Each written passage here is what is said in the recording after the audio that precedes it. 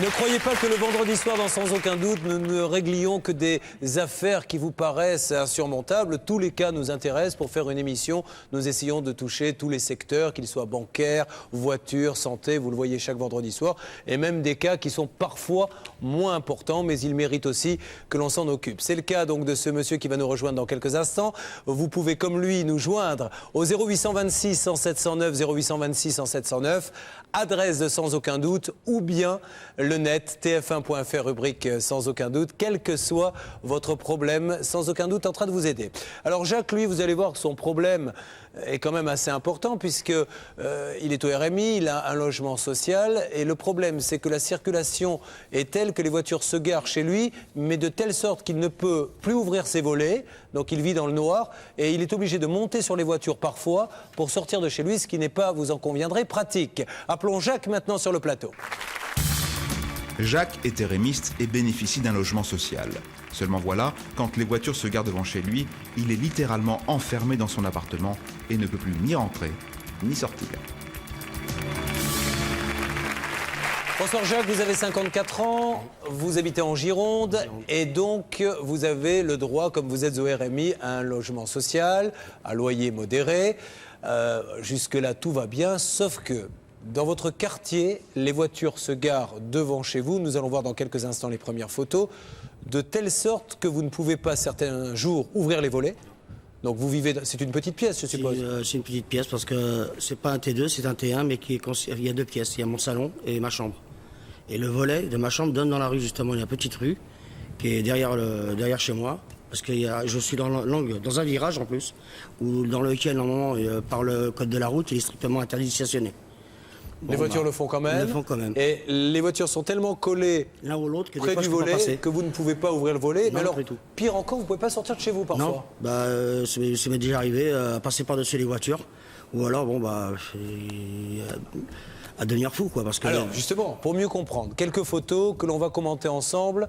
Voilà, donc ça, c'est vu de l'intérieur. L'intérieur de la maison. Donc là encore, vous voyez, parce que les voitures sont collées, donc c'est ça à chaque fois. Certaines, parfois, viennent carrément se coller à la porte. Carrément. C'est-à-dire que les gens n'ont peur de rien.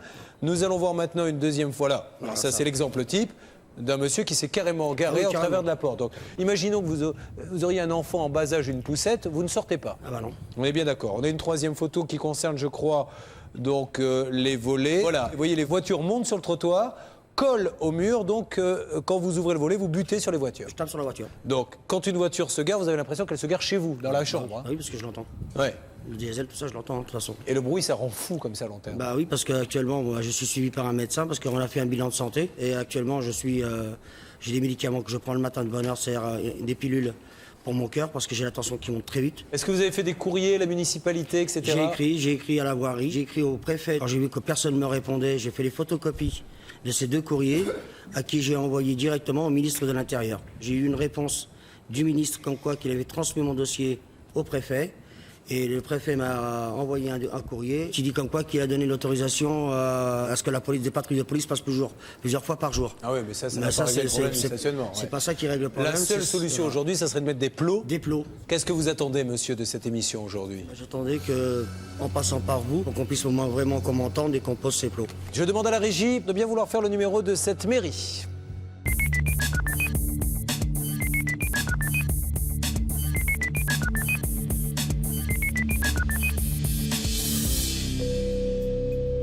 Allô? Bonjour. Bonjour monsieur, Julien Courbet à l'appareil, je ne vous dérange pas? Ben pas trop, non.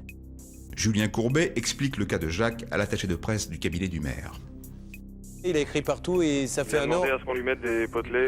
Exactement, sur le monsieur, trottoir, parce que là c'est devenu invivable. Mais vraiment, on fait ça dans plusieurs rues, après concertation avec les riverains, pour que justement ce soit plus confortable Bien et sûr. que les trottoirs soient accessibles. Est-ce que vous voulez que je vous faxe le dossier maintenant? Absolument. On prend contact avec lui rapidement et on voit ce qu'on peut Merci faire. beaucoup monsieur, je vous passe quelqu'un là pour verrouiller le Ça dans fax. la concertation. Tout à fait. Merci, je vous passe quelqu'un, au revoir. Merci. Nous faxons le dossier de Jacques à la mairie pour qu'elle le consulte et nous décidons d'appeler le service de l'urbanisme de cette mairie. Nous avons donc téléphoné il y a quelques instants, vous l'avez vu à la mairie, quelques minutes se sont écoulées. Je pense que nous pouvons les rappeler maintenant pour savoir s'ils ont pris connaissance de ce dossier. Je demande à la régie de faire le numéro.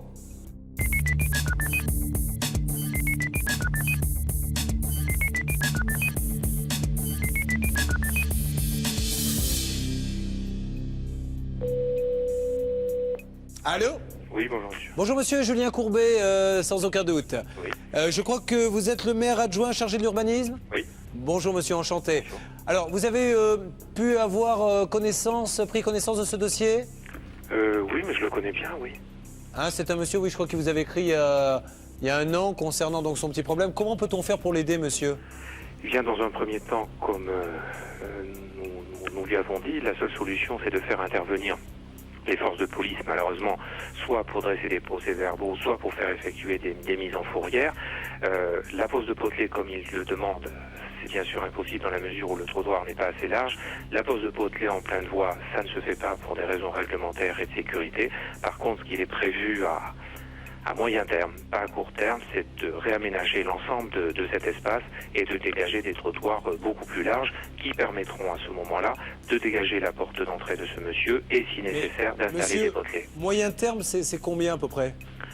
Moyen terme, c'est fin d'année, début d'année prochaine, car c'est un aménagement lourd et assez coûteux. Nous aurions préféré, nous, installer évidemment du mobilier urbain. Nous en installons régulièrement dans l'ensemble de la ville pour dégager les trottoirs du stationnement sauvage, y compris les entrées et sorties d'immeubles. Et dans ce cas-là, l'aménagement tel qu'il est aujourd'hui ne permet pas d'installer ce mobilier anti-stationnement. Seules les forces de police peuvent intervenir. Bon, moi je suis d'accord avec vous, mais ça fait 1 an qu'il vit dans le noir sans ouvrir ses volets et parfois il est obligé de monter sur un capot pour sortir de chez lui. Vous avez vu les photos, je crois que vous étiez dans le dossier.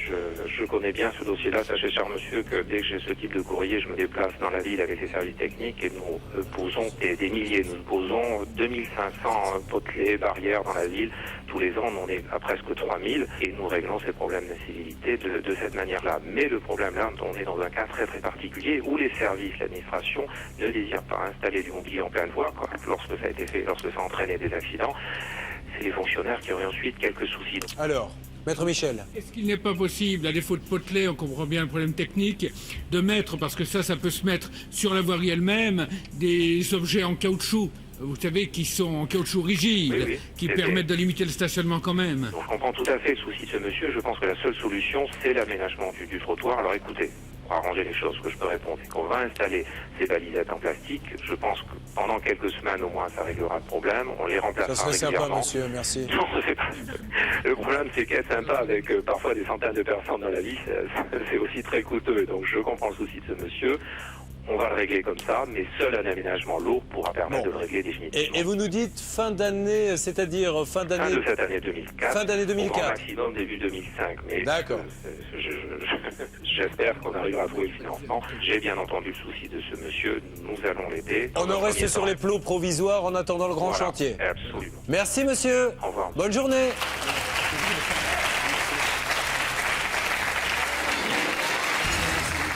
Restez là. Attendez. C'est quand même bon. Allez, déjà vous allez avoir des plots provisoires. 2, le quartier va être réaménagé fin d'année.